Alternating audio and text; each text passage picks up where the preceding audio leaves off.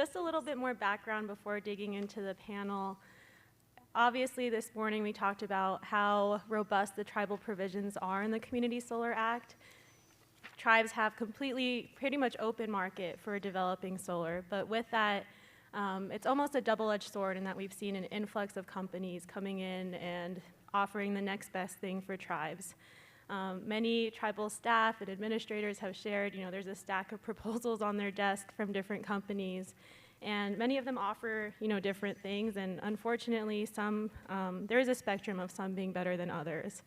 But we really want to make sure that we're watching out for any sort of predatory companies, because that really isn't the intent of community solar. We're really trying to bring energy sovereignty and self-determination for our communities. But with that in mind, we also want to point out that there are good companies, and ultimately tribes do need to work with companies. But there are good companies that do care about community, about workforce development, about healthy soils, as we just discussed.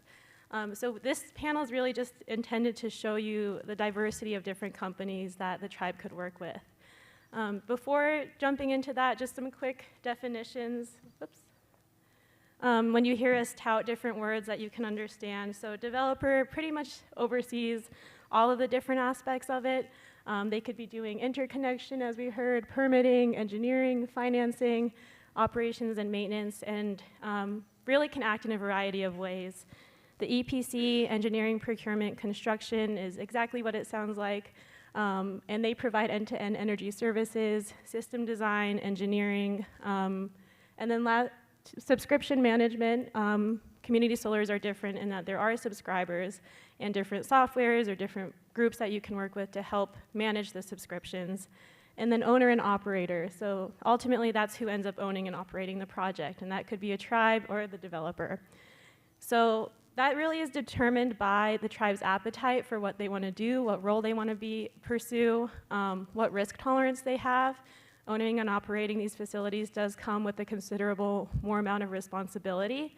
And as we heard Pilar say earlier, she recommended just have someone else do that. But it really is determined by the tribe's sovereign energy goals of what they want to do. And then I also just want to mention we have a handout in all of your folders for questions for tribes to ask community solar companies. So this is just to arm you with, a reference for when you get these proposals, just to know what types of questions that would be helpful to ask. And then, of course, a tribe can determine if the answers are satisfactory or not. Rest assured that the companies we're having today pass the test, but there are a lot of different ones that, just to make sure, and ultimately just figuring out who is the best fit for you. So with that being said, I'll turn it over to the panelists and have each of them introduce themselves, their companies, what brought them here, and what makes their company different. So we'll start going down this way since we just heard from Selena, but we'll start with Simon here. Sure. Hi, everybody. My name is Simon Wood, Deputy Director with Grid Alternatives. I didn't have a chance to speak today, so thanks for the honor of coming here and being able to speak and represent Grid Alternatives. So Grid Alternatives it's a nonprofit organization that was founded in California in 2001.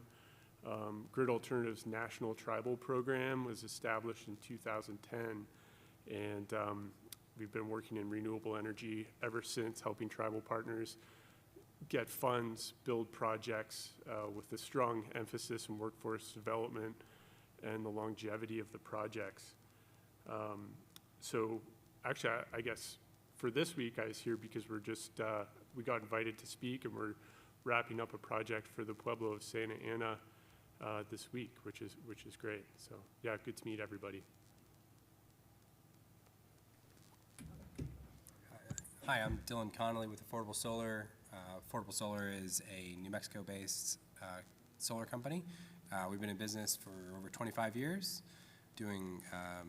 started in off-grid solar back in the day, 2009, when interconnections were allowed into the grid. We started doing residential and commercial. We grew up with P&M really building out their solar fleet, maybe like 2013, 14, and since we've grown into hundreds of megawatts At one point, we were doing 1/5 of the battery, large-scale battery installs in the country. It's really exciting to watch a New Mexico-based company expanding out of New Mexico and exporting our experience and abilities and employing people outside of New Mexico by a New Mexico company. All throughout that, we've stayed humble and made sure that we do still residential solar and small commercial, and as well as helping tribes. And that's mainly to be a standard in the market, to make sure that people are having good, trusted experiences with solar. And if folks are not just interested in the lowest cost installer and they want a trusted installer that's going to be around for a long time, then we want to give them that option. So that's how we've approached solar development for the last 25 years. My name is Selena. Obviously, I already introduced myself and my company.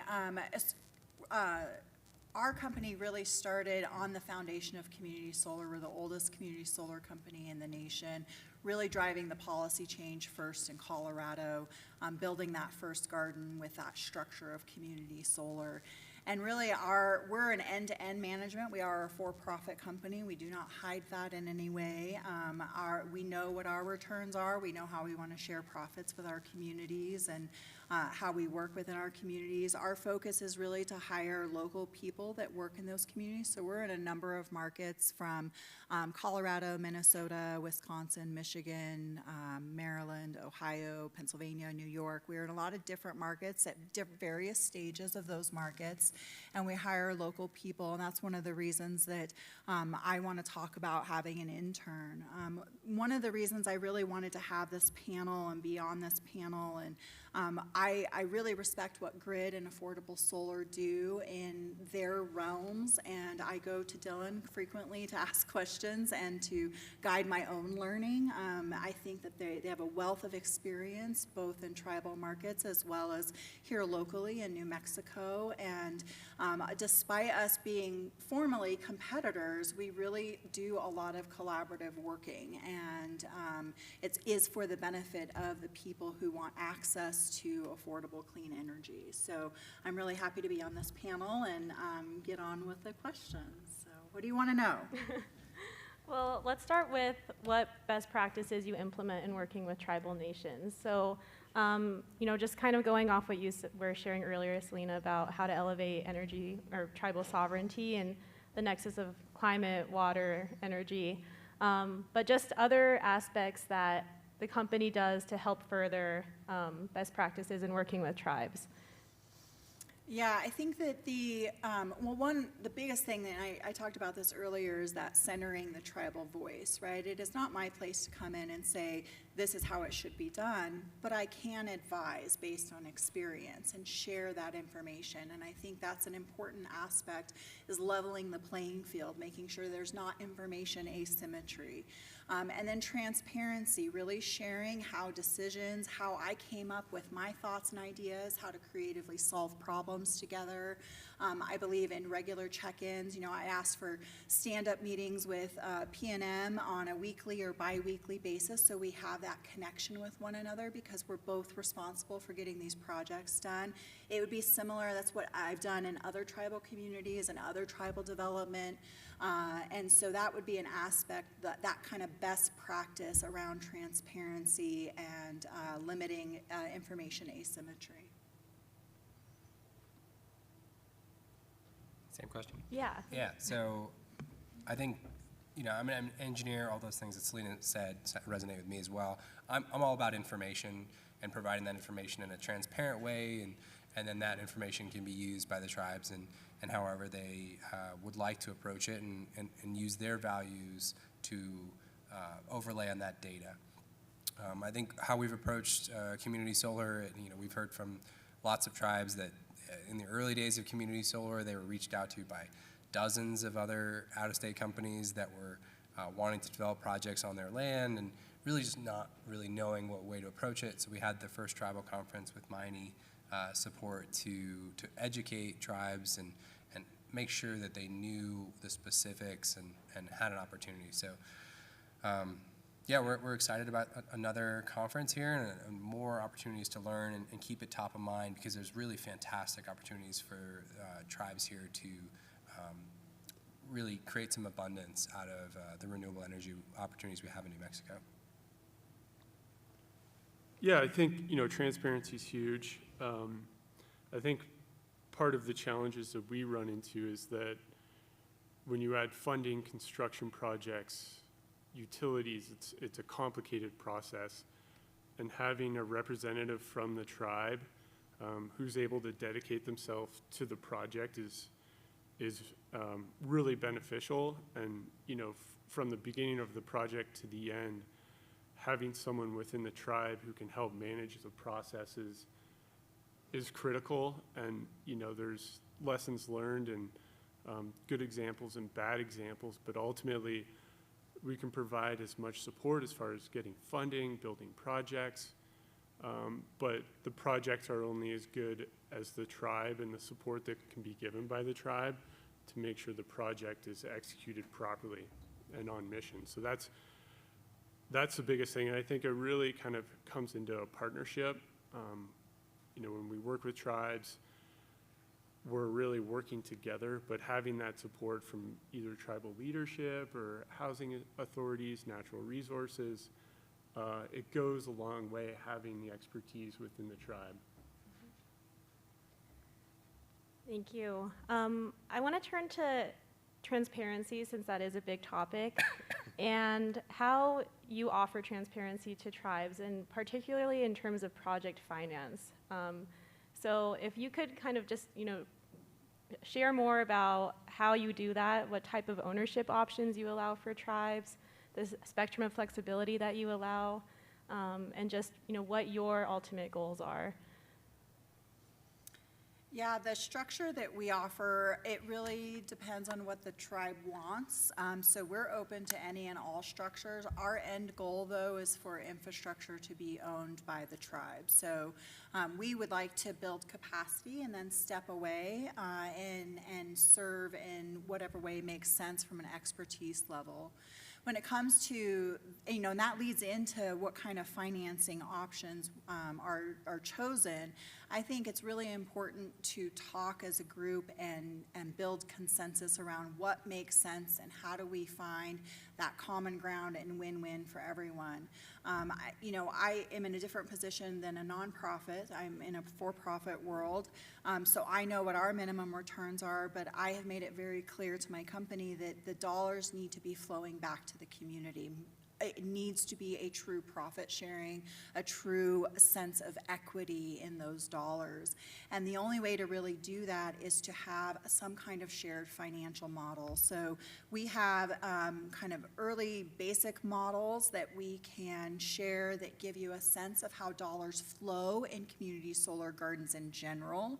And then we're working on building specific models that, based on our proposal, how we want to put forward the profit sharing and move from, say, traditional tax equity structures to the direct pay, taking advantage of the direct pay. And this will look something more like the tribe would look more like a tax equity partner. And so this is a new opportunity, and it's going to take some work to figure all those parts out and all the numbers out, but I think that it's really important to be sharing that one common set of numbers so that everybody sees how the dollars are flowing, to be sure that it truly is equitable. And I think transparency, that's what transparency means to me.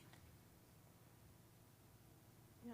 Dylan, can I turn to you for the same question? Yeah, I think she hit it all. I mean, that's great. The thing that our company does is we develop projects for ourselves. We have 7 private community solar projects, so we've got a lot of experience in developing projects, but generally speaking, we're a developer that wants to build the project too. So, Selena side, you develop, and then you're on the end side. We're sort of develop, and we're more on the build side afterwards. So we are really agnostic to how you guys would like to own the projects. We can give you lots of options from our experience of owning our own projects, but really we're ultimately trying to create the whatever would work for you so that we can build a project together. So that's what we look for. Really quickly on that, while we're on the subject, could you share more about what you mean by build, what types of jobs or workforce development, and what the EPC world means? Yeah. So our experience is on the engineering, the design, and the procurement, and then construction. And as mentioned previously, they're now built into the requirements is an apprenticeship program. And so Affordable Solar builds hundreds of megawatts of projects for developers, mostly in the Southwest now, in Texas and California especially. And in order to get the 30% tax credit, you have to have an apprenticeship program. So we've since the last conference, we've actually split from our company in pieces. It's the Affordable Solar side and then the GridWorks side. So we'll talk about GridWorks as well after during lunch. But on the GridWorks side, we're implementing these projects, and we have to have this apprenticeship program. So Angela is here from our GridWorks side, and we are getting this off the ground right now. We've got, I think, 4 or 5 folks in our apprenticeship program. We've been developing it the last couple of years in preparation, and so it's something that tribes can employ a company like us to run the apprenticeship program and bring folks from the community into the apprenticeship program that want to be involved with the projects in a way that complies with the federal requirements so that you can get the 30% tax credits, which are huge, obviously. Thank you. Yeah, turning to workforce development some more. First, I'll share, I actually used to work with Grid Alternatives Tribal Program in 2018, and am forklift certified, which many of you probably would not have guessed. I really struggled to follow OSHA on the res, but it was a really great experience, and honestly, my entry point into the solar world. We were hands-on, bending conduit, pulling cables, and it was just really great to have that hands-on experience. And that's what elevated my interest in this world. But with that, I want to turn to what workforce development looks like, especially with what Grid Alternatives offers and how you typically work with tribes, how you approach tribes versus tribes approaching you, and just what type of job pipelines you create.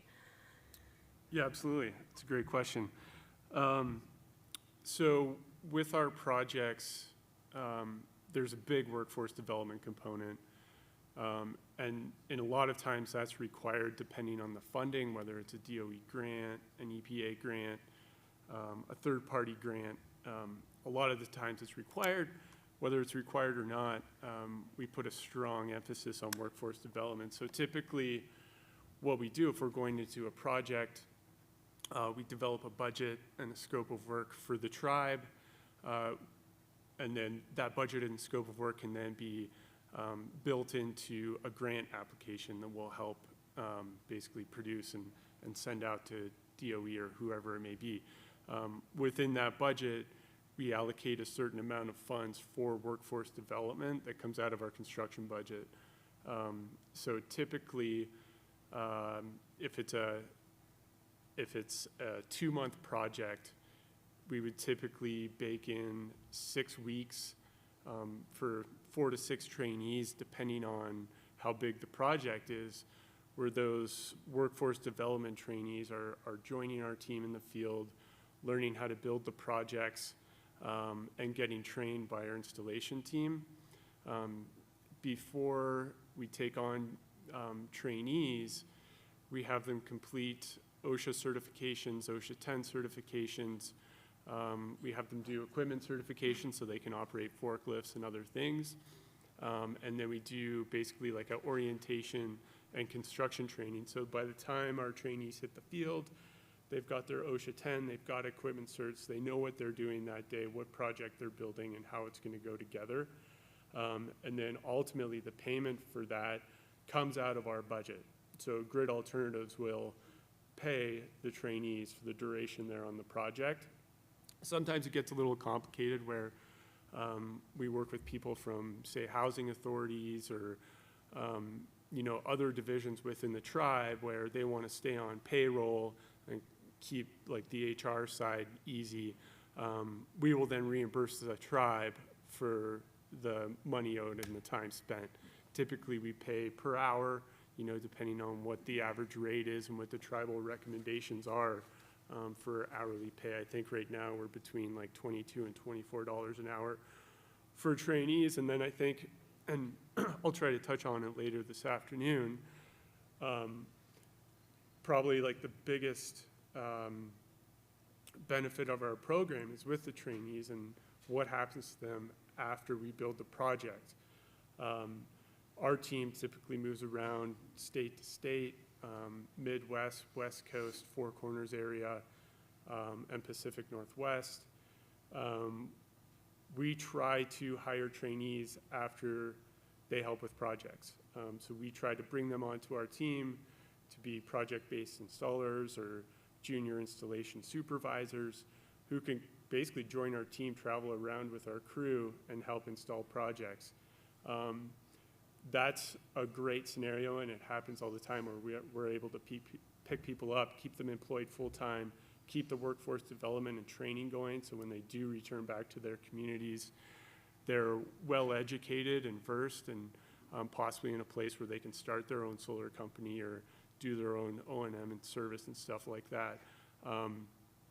Another thing that we see if tribal members don't join us after the training program is that they'll return to their tribes and they'll play like an electrician role within the tribe. They'll manage the solar systems that they just installed, whether it's through a O&M and service capacity. They'll work with local electricians, but ultimately the hope is the economic development piece where we're training people, they're getting the skills, solar skills, but also general construction skills, where they can then go back to their communities and work and like keep continuing the mission of renewable energy. Thank you. Can we also hear from you, Dylan and Selena, if there's anything else you want to add on workforce development that you offer, whether through your own companies or partnering with other companies? Yeah. Yeah, we do, like I had mentioned, dollars flowing into the community from an education point of view, to nonprofits who are helping with trust brokering or providing technical assistance to tribes. One of the areas that I'm really passionate about is a little bit how my career has gone, where I've gone out and worked in the Western world and for oil companies, and I understand all the business and how to navigate all of that, and then how can I bring those skills and deploy them in tribal communities to be able to have tribal communities lead the way when we go to energy development in the renewable space. And so I think it's also really important to share my knowledge from a developer perspective. The early stages, it's complicated to get through it. There's a lot of creative decision making that goes on. It takes teams of people, lots of different groups that you're working with that Simon mentioned.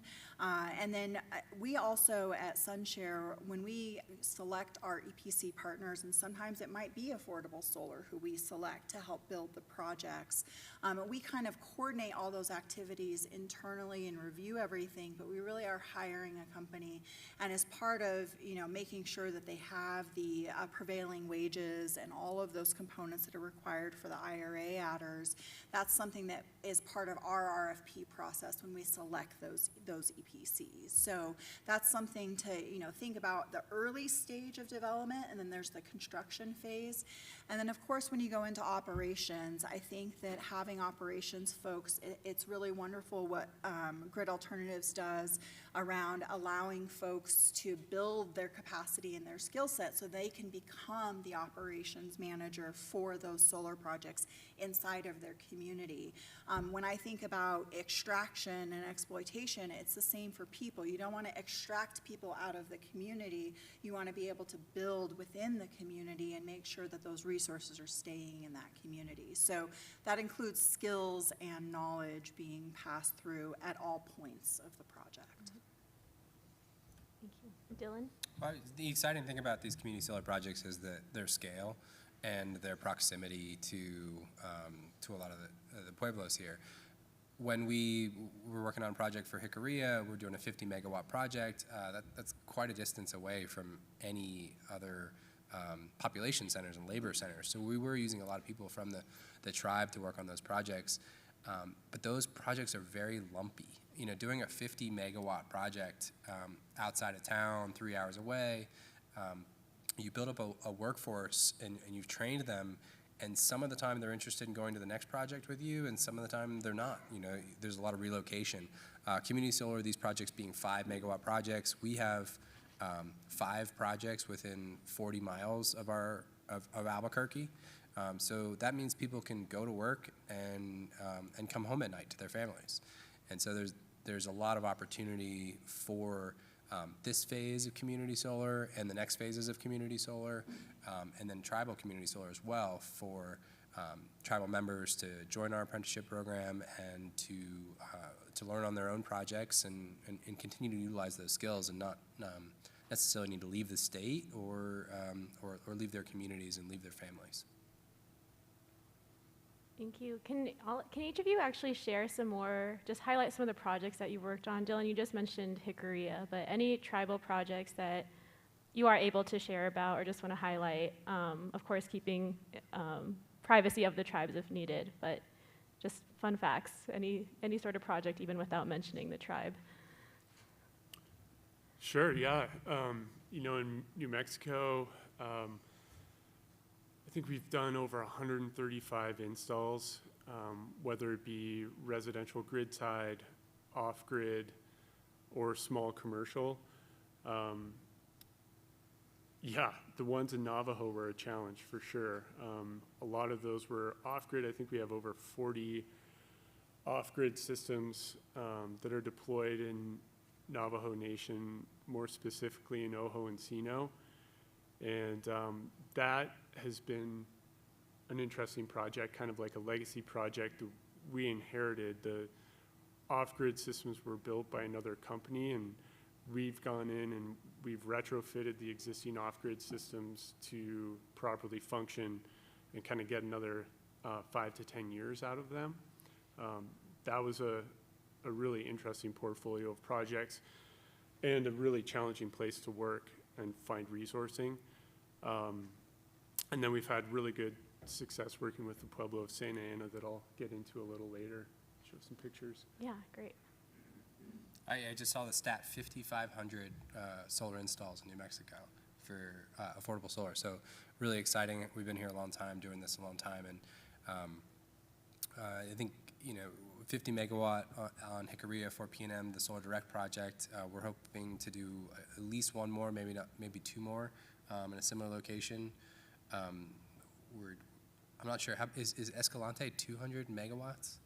200 megawatt project for Escalante it's not on tribal land, but it's to replace a power plant.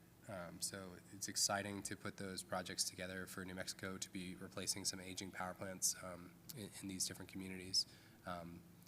We've done a couple other tribal projects as well, but we're excited for the opportunity to help you guys out on community solar. A lot of my experience, Sunshare brought me in to begin the tribal work in community solar.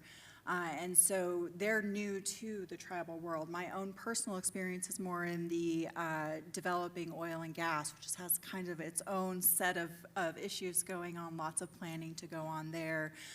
The Southern Ute tribe I've worked with, as well as the Ute tribe out of the Uinta Basin. And a lot of development. How do you accelerate development? How you work on tribal timelines? How do you make sure that the agreements are set up fairly? Also working Navajo Nation was in San Juan when San Juan went through the boom cycle for natural gas drilling and development when fracking was coming about. And so that was a really exciting thing. And my own geothermal company, working with tribes in North Dakota, I have to keep those a little more confidential, but really thinking about how to use grant dollars from the state to then transition oil and gas wellbores to geothermal power generation. And so it was really kind of a unique idea. And then, I think a lot of energy development in any kind of small towns here in New Mexico, we're a small company, and so we really enjoy talking through things like, baseball lights, or, water slides to install those for the community, or what do libraries look like or schools look like, and how do you integrate energy and the use of energy with other planning approaches. And so what I hope to do is really kind of center my own identity as an Indigenous woman and the values that I hold, as well as my experience in energy development, and think creatively to bring community solar to tribal communities. I also have been asked to serve as kind of an energy expert in Minnesota. There's a big project. Two of the Ojibwe bands are participating in the project, and it's really thinking about how to decarbonize big industries, cement and steel and iron and shipping fuels, and that's a whole different set of challenges when you think about decarbonization and how you really transition the entire system. And so, going to all these events where there are tribal communities and sharing ideas, I really love that collaboration where, we have 80 solar gardens compared to 5,000 or 5,500 that affordable solar is. So you can tell the size difference, but there's a component of working together in that collaboration and sharing our knowledge. And I think that exists when I work with tribal communities as well. Thank you. Earlier we heard from Mr. Yaza about the in-house education that Picarise did to make sure that they were equipped and prepared to manage the arrays. I'm just curious, with that in mind, what type of resources, education, capacity building that you offer to tribes in working with your company? So anyone want to jump in? Otherwise, I'll call on you. Go ahead. So Grid Alternatives, fortunately, we have a really well-established continuing education program. Grid Alternatives as a nonprofit is over 400 people spread across the U.S. And within that, we kind of all have the same mission of bringing affordable electricity to people. So with that and the workforce development, Grid has developed their own installer basic training, which is a 120-hour course that's certified, and then a 200-hour, what we call IBT training. And that's something that we provide paired with a construction project or without a construction project. We just finished doing a 3-week course with the Blackfeet Community College in Montana. So we'll do it with or without construction projects. At the end of the day, people leave with a certification. And then just for the smaller certifications, we have trainers in-house who can train pretty much anything solar, as well as certify people in first aid, CPR, equipment operation certifications, OSHA 10, OSHA 30. We try to provide as many certifications in-house as possible. And we can provide those services either online, in person, or a combination of the two. Yeah, so in terms of operations and maintenance, with all those different projects, we've seen the gamut of what customers would like. We maintain over 400 megawatts of single access trackers in New Mexico.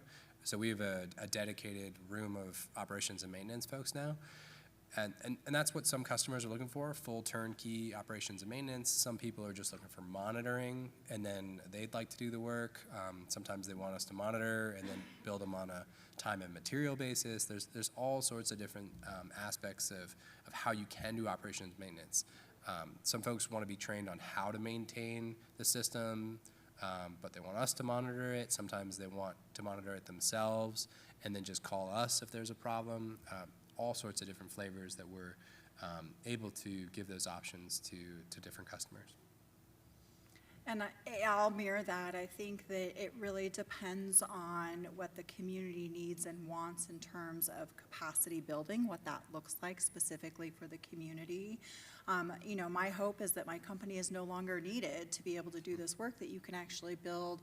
There can be startup companies, entrepreneurs inside of indigenous communities who are building these types of companies.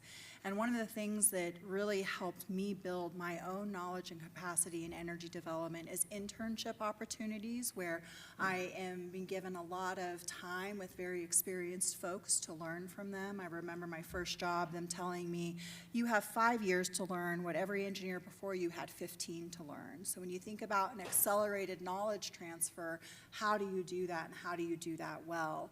And it really is the doing. It's working together and being collaborative. I think it's everything from, I do a lot of mentoring work with youth at the high school level and the college level, in my own communities and other communities with other organizations. And I think that that's a component of that. How do you get the knowledge moving, and how do you start to think about career building?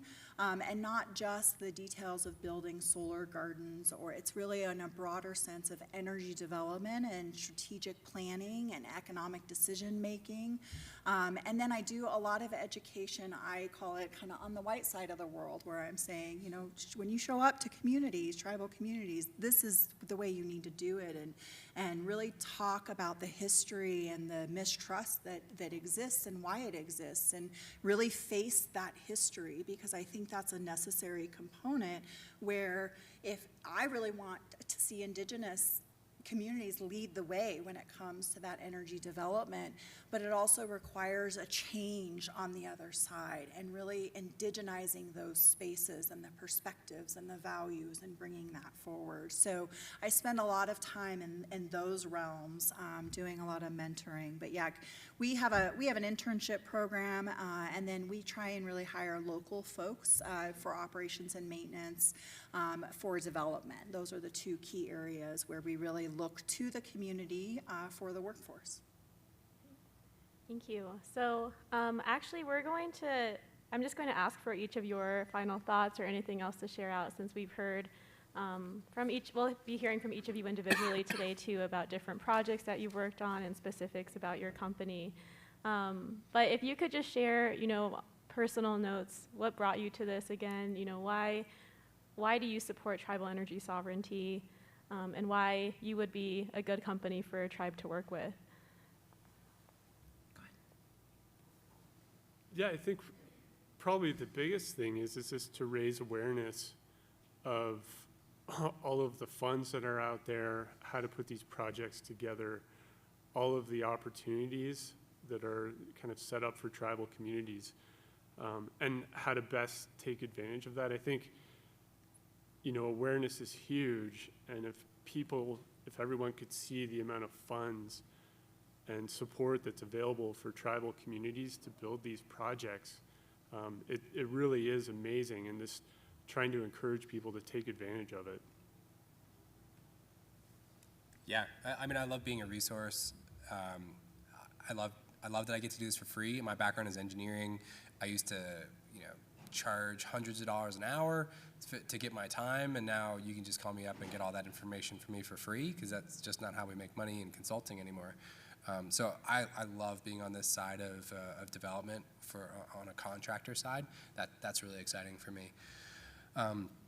Yeah, I think the size of these projects is really exciting too. They're big enough that they're really making a great impact in the community solar size, the 1 to 5 megawatts, but they're also small enough that they can fit on in various areas.